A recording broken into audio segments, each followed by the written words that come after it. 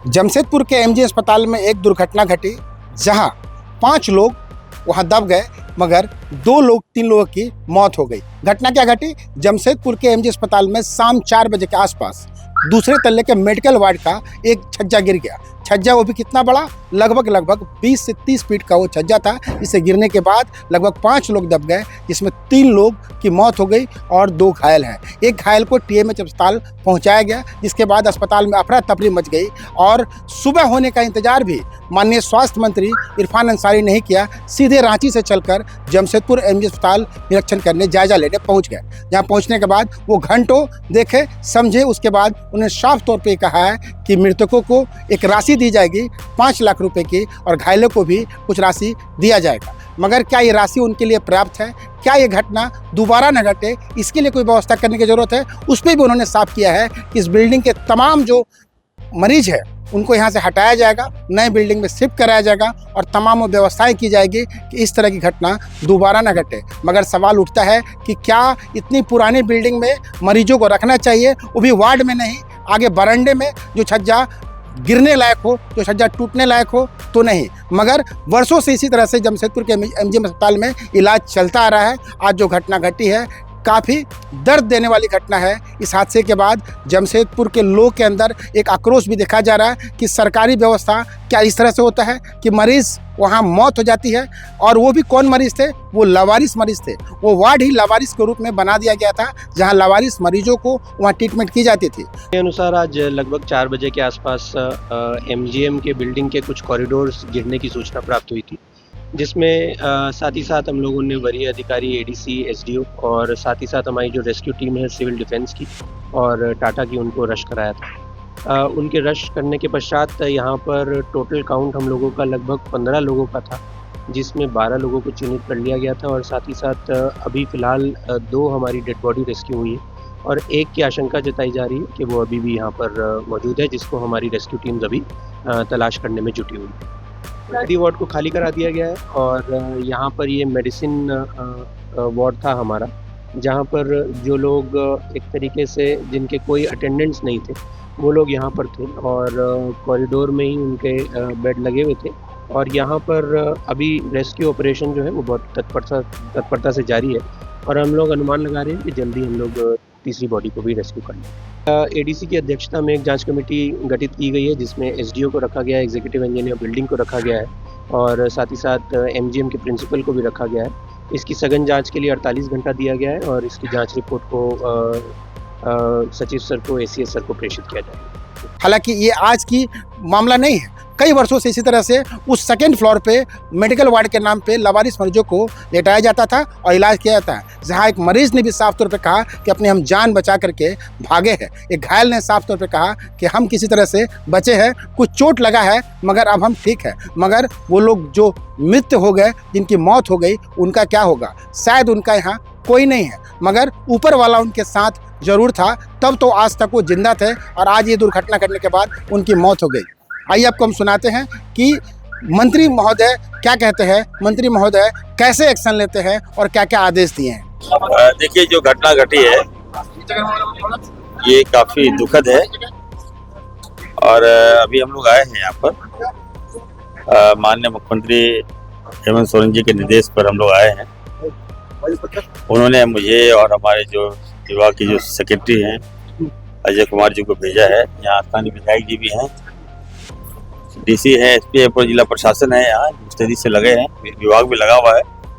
जो जानकारी मिल रही है कि ये पुरानी बिल्डिंग है और जो स्थिति आप लोग भी देख रहे हैं, हम लोग भी देख रहे हैं, नया मेडिकल कॉलेज बन गया है। तो हमारे विभाग का फोकस नया मेडिकल कॉलेज में था। पीछे का बिल्डिंग है, पीछे का पार्ट है, काफी पुरानी बिल्डिंग है। तो जो घटना घटी है, हम लोग आए हैं और घटना तो कोई अंजाम नहीं दिया ये तो, और आप जान रहे हैं कि पुरानी बिल्डिंग थी, काफ़ी पुरानी बिल्डिंग थी और गिर गई। तो हम लोग उसी क्रम में हम लोग भी हैं, आप लोग भी यहाँ आए हैं एक संवेदना प्रकट करने के लिए। लेकिन हमारा विभाग चौकस है।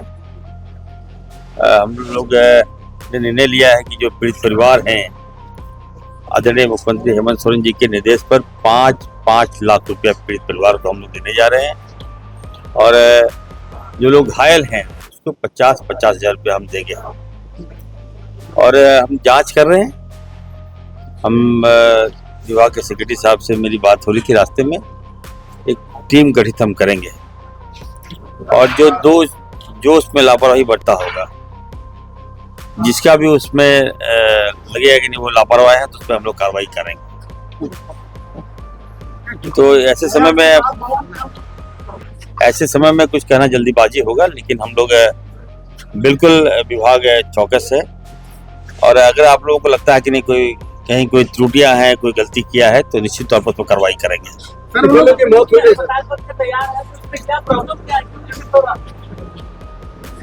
देखिए वहाँ पे हॉस्पिटल तो बना और हॉस्पिटल बिल्डिंग विभाग ने बनाया और जहाँ पे हॉस्पिटल बनाया वहाँ पानी की व्यवस्था नहीं है। हम लोगों ने लगातार 5 डीप बोरिंग भी हम लोगों ने करवाया है, लेकिन फिर भी वो पर्याप्त नहीं है। और आज ही माननीय मुख्यमंत्री से मेरी बात हुई है, हम चाहते हैं कि जो टाटा है, टाटा का पानी उस हॉस्पिटल में हम लोग दे दें ताकि हॉस्पिटल फुल फ्लैश से हॉस्पिटल चालू हो जाए, एमजी वहाँ शिफ्ट कर जाए। तो एक नया वैकल्पिक व्यवस्था हम लोग किए, ओपीडी हम लोग वहाँ चला रहे हैं, लेकिन फुल फ्लैश वहाँ पे शिफ्ट नहीं हुआ है। और ये पुराना जो एमजीएम हॉस्पिटल है उसको हम लोग उसी में हम लोग सेवा ले रहे थे। सर जो मरीज बने क्या वो लावारिस थे? अभी तक तो जानकारी मिल रही है कि वो लावारिस मरीज है, उनका कोई अभी तक बॉडी लेने के लिए नहीं आया है। सर फिर मुआवजा कौन लेंगे? तो अभी देखते हैं, हम डीसी को निर्देश दे रहे हैं कि आप देख लीजिए, वेट एंड वॉच कर लीजिए और कहीं ना कहीं कुछ अगर मिलता है तो उन तक हम लोग पैसा पहुंचा देंगे। कौन बड़ी बात है? सर 50 साल पुरानी बिल्डिंग बिल्डिंग अभी भी मरीज पड़े हुए हैं, कोई जानकारी में क्योंकि अभी एक बॉडी जो जानकारी मिल रही है, एक बॉडी दबे हुए हैं। अभी काम चल रहा है, युद्ध स्तर पर काम चल रहा है और चारों ओर से बिल्डिंग घिरा रहने के कारण वहाँ हम लोग जो काम करने में थोड़ा दिक्कत हो रहा है, लेकिन हमें लगता है कि ये बॉडी हम लोग निकाल लेंगे, रिकवर कर लेंगे। आप पिछले दिन जांच करने या निरीक्षण करने आए थे, तो मैं आपको अंदेशा था क्या किस तरह कोई हादसा हो सकता है? अब ये तो कहना जल्दीबाजी होगा। हम तो आए थे पेशेंट को देखने के लिए। अब बिल्डिंग के एक्सपर्ट तो हम लोग नहीं हैं, बिल्डिंग विभाग की जो इंजीनियर हैं, जो एग्जीक्यूटिव हैं, वो लोग अगर बता देते तो हम नहीं आते, लेकिन ऐसी कोई बात तो नहीं थी। बड़ी लापरवाही की गई है। देखिए ये समय, मैं बार बार बोलना चाहता हूँ, देखिए जब भी मुसीबत होता है तो सबको खड़ा होना चाहिए। हम क्रिटिसाइज नहीं करेंगे, अगर हम कुछ कहेंगे तो उन लोगों को भी बुरा लगेगा, लेकिन हम एक संवेदनशील मंत्री हैं, हमारा काम है लोगों की सेवा करना। रात में हम लोग यहाँ आए हैं, आप समझ सकते हैं, आप लोग भी संवेदनशील हैं, आप लोग भी जगह हैं, तो निश्चित तौर पर जो लोग बयानबाजी कर रहे हैं उनसे मैं कहूँगा अपना पिछला पास्ट भी आप देख लीजिए। सर पूरी पुरानी बिल्डिंग कंडम जैसी हो गई है, तो क्या अन्य मरीजों को शिफ्ट कराया? नहीं, इसको हम तोड़ने जा रहे हैं। आप जो बिल्डिंग देख रहे हैं, हमें लगता है कि 10 या 15 दिन के अंदर ये पूरी बिल्डिंग को हम लोग तोड़ देंगे। सर अभी भी बिल्डिंग में मरीज है, उनको शिफ्ट करने का क्या प्रोसेस है, क्या निर्देश दिया गया? अब जब विभाग का मंत्री आ गया है तो अब ये बात बोल रहे हैं, अभी हम निर्देश देके जाएंगे, सारा शिफ्टिंग करेंगे, वैकल्पिक व्यवस्था करेंगे, अच्छा व्यवस्था करेंगे ताकि इस तरह की प्रवृत्ति दोबारा ना हो। और 2 वर्ष पहले मरम्मत का टेंडर आया था इसके लिए, तो क्या लगता है सर मरम्मत का टेंडर में कुछ गड़बड़ घोटाला हुआ, इस कारण से मरम्मत ठीक करनी? देखिए मैं क्रिटिसाइज किसी पर नहीं करूंगा। अगर मैं अभी मंत्री हूँ, मेरे क्रियाकाल में बिल्डिंग गिरा है तो मैं दोषी हूँ।